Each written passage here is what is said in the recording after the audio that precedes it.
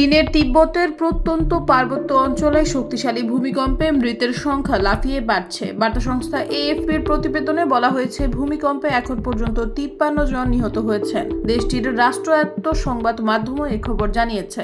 মার্কিন ভূতাত্ত্বিক জরিপ সংস্থার তথ্য অনুসারে আজ মঙ্গলবার বেইজিংয়ের স্থানীয় সময় সকাল 9টা 5 মিনিটে ভূমিকম্পটি আঘাত হানে, যার মাত্রা ছিল রিক্টার স্কেলে 7.1। তবে চায়না ভূমিকম্প নেটওয়ার্ক সেন্টার অনুসারে 6.8 মাত্রার ভূমিকম্প আঘাত হানে। চীনের প্রত্যন্ত তিব্বত অঞ্চলে এই বিধ্বংসী ভূমিকম্পে অনেক ভবন ধসে পড়েছে বলে রাষ্ট্রীয় মিডিয়া জানিয়েছে।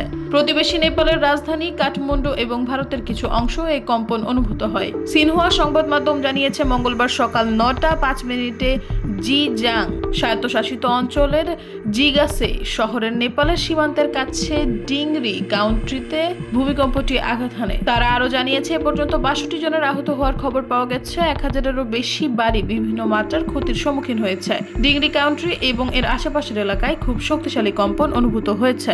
ভূমিকম্পের কাছাকাছি অনেক ভবন ধসে পড়েছে। চীনের রাষ্ট্রীয় সম্প্রচারকারী সিসিটিভির প্রকাশিত ভিডিওতে দেখা গেছে দেয়াল ভেঙে পড়ছে এবং ঘর বাড়িগুলো ধ্বংস হয়ে গেছে।